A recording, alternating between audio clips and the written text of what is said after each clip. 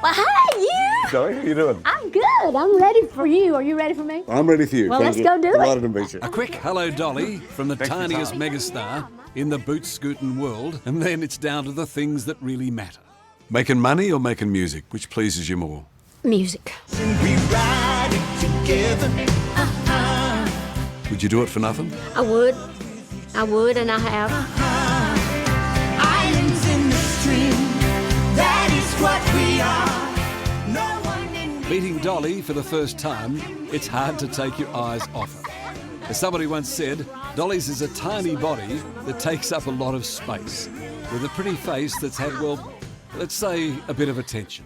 You know, I just look at myself every now and then. Every few years, it's just like having an automobile. You got to keep it up. Or a show dog. Or a show horse.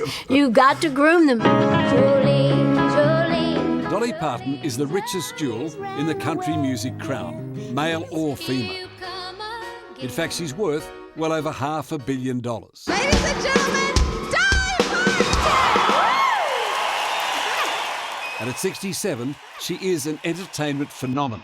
With a Dollywood theme park, a swag of movies and TV specials, selling 100 million records, including this one, The Working Woman's Anthem.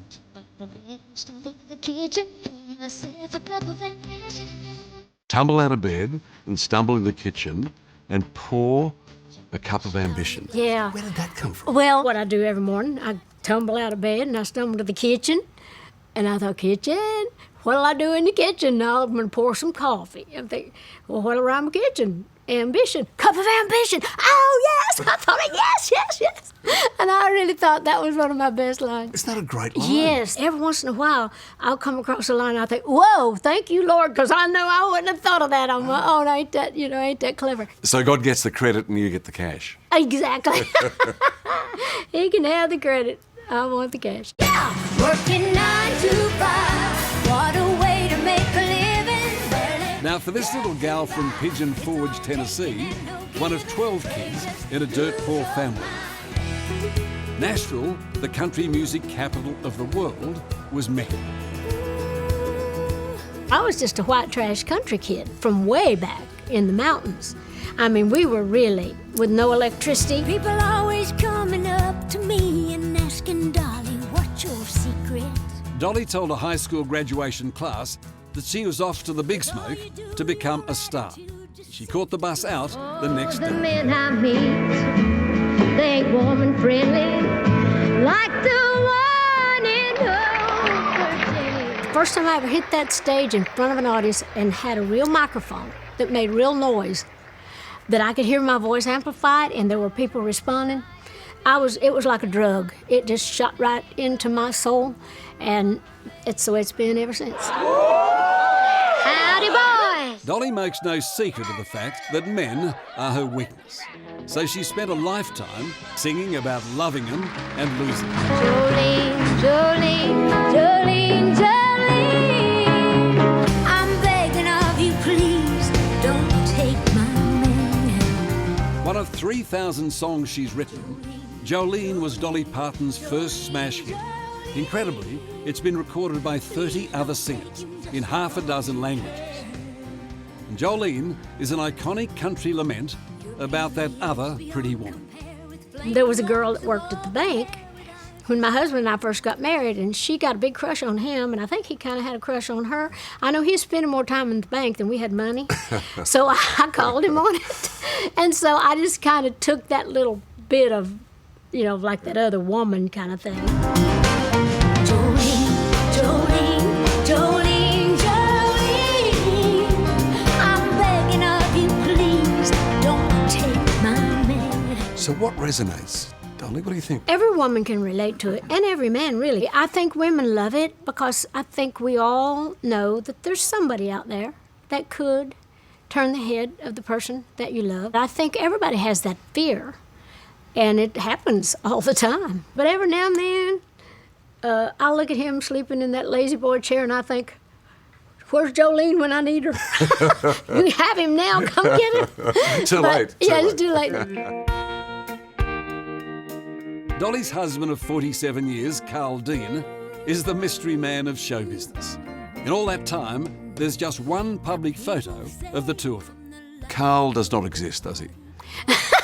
That's what a lot of people think. He might as well not, in some people's minds. Yeah. But it's the reason people tell so much about me is because they don't see Carl, because he will not get in front of a camera. So he's not living in Australia? No. It's not true? No. We saw something about where our $450 million divorce, there was something in the tabloids, and he said, hell, I would leave you if I thought I was going to get that kind of money. Ta-da! Their enduring marriage has been a show business fairy tale. That's despite Dolly's own admissions. How do you like the outfit? But I am a big flirt. I am a big tease. And like I say, what I ain't done, I'm capable of doing it. And I don't deny or admit anything. I never went to bed with anybody to get somewhere. Okay. If I did that because that's what I wanted to do. I never did it for those kind of reasons, nor could anybody make me do it. Come on over here and give me a little lip lock. Gotta brush my teeth. Is it true that you're embarrassed about kissing in the movies?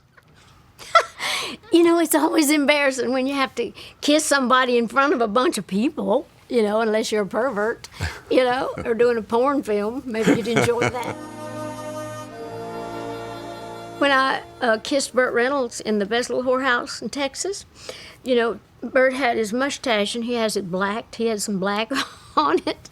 I know what's coming. Yeah. And it's so funny because then we did our scene, and I guess they got whatever that scene was, but then when we pulled back, I looked like I'd been sucking a sow.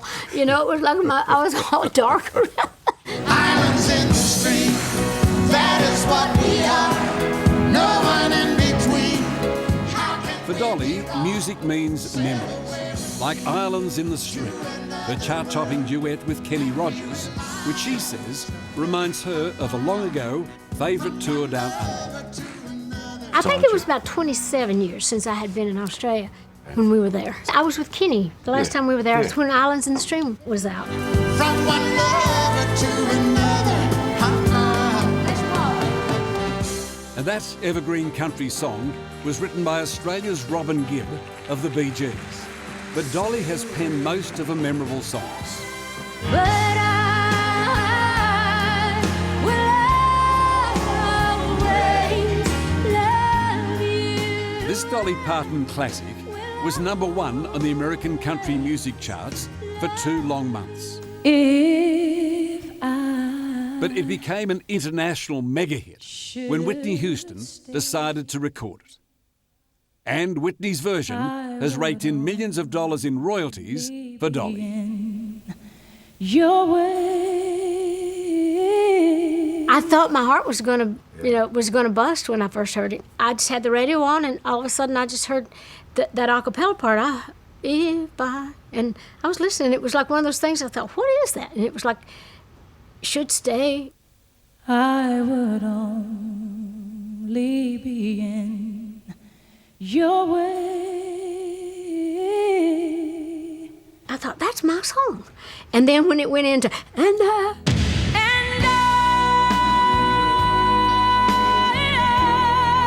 will always love you. I almost wrecked the car. I had to pull over.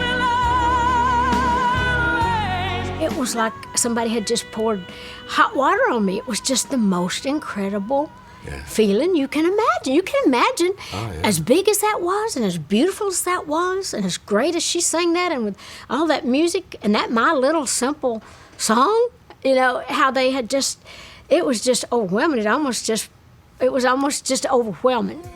Singing and songwriting may be her passion, but Dolly reckons that looking pretty is important too. It's like, who gives a rat's behind if I had a few little nips and tucks? It's like, I've had plastic surgery, yes. I will have it again when I need it, if I need a little nip or tuck or something here and there. But for the most part now, after you get that stuff about as done as they can do you, then you use the Botox and you use the collagen. It's all just surface stuff. I didn't have any kind of plastic surgery till I was 40 years old. Well, I did have my boobs expanded a little. And, of course, I had them blown up a little bigger as the years went by. When did looking good become important for you? I am the backwoods Barbie. I love hair, makeup. I love, shiny, fancy clothes. But I guess when I was about 14, 15 years old, it became very important to me how I looked. Even before the Fredericks of Hollywood push-up bras came out, I used to steal the shoulder pads out of my grandma's coat so I could push them up a little bit so I could get, a little more of that look. So I was always kind of wanting to be a little more. How many wigs you got? Well, I say there's 365 days in a year, so I must have at least 365. Dolly laughs easily and she laughs often. So it comes as a shock to hear that, like the rest of us, she's also had her down moments. When you start going through that middle-age crisis, middle-age spread, middle-age change of life kind of thing to where your hormones and everything is different. But I had a very hard time. Dolly, you're the wrong person to ask, but I mean... Well, how do you know? Well, I've got to ask How you do I anyway. know? You have this reputation of being nice, of genuinely nice. Genuinely nice. Well, now, I am just who I am. I'm not always nice. I choose to be good. I choose to have a good attitude because I want people to know I am a girl of many colors. I didn't get where I am by being a pushover. I don't want to be vanilla. I want to be Rocky Road. Islands in the stream. And you can bet there's a colourful, hand-clapping, guitar-plucking road ahead for Dolly Rebecca Parton.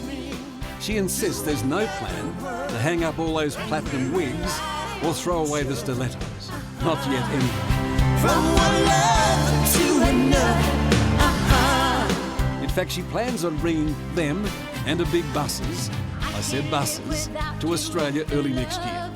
Hi, this is Dolly Parton, and I can't wait to see you when I come back to play for you in Melbourne this February. I'm going to see you too. Today, this poor kid from Pigeon Forge, Tennessee, is a show business legend. And you don't have to like country to love Dolly.